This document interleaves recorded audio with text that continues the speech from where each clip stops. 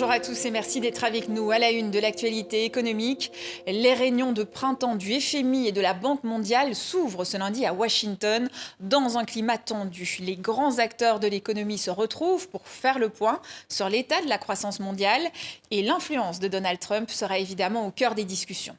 Le FMI, qui tablait encore en janvier sur une croissance mondiale de 3,3% en 2025, pourrait revoir ses prévisions à la baisse.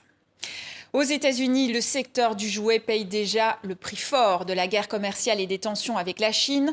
L'an dernier, les Américains ont importé près de 17,7 milliards de dollars de jouets, dont les 3/4 en provenance de Chine.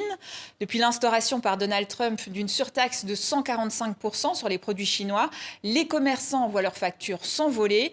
Écoutez le témoignage d'une propriétaire de magasin de jouets à Washington.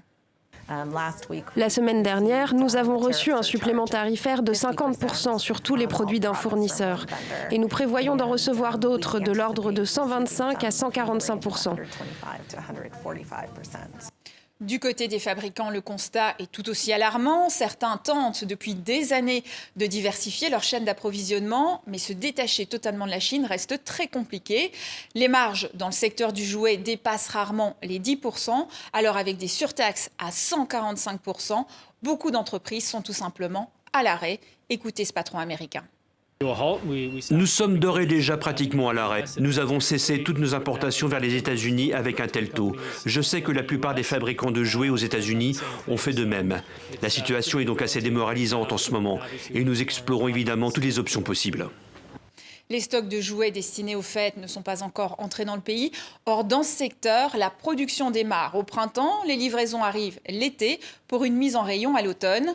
Si rien ne bouge d'ici 1 ou 2 mois, les distributeurs craignent des rayons vides à Noël. Quant à la production relocalisée aux États-Unis, elle est encore loin. Cela prendrait des années, souligne un représentant du secteur, car certains outils de fabrication sont tout simplement impossibles à déplacer. C'est une autre conséquence de la guerre commerciale. DHL suspend temporairement l'envoi de colis de plus de 800 $ expédiés par des entreprises à des particuliers.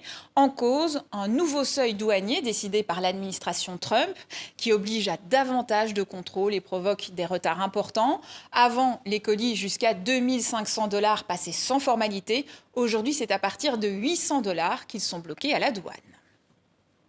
Une crise mondiale de la pistache a-t-elle été déclenchée par TikTok?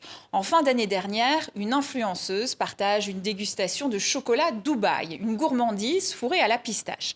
Résultat, plus de 120 millions de vues et une demande mondiale qui explose. Les grands chocolatiers s'y mettent.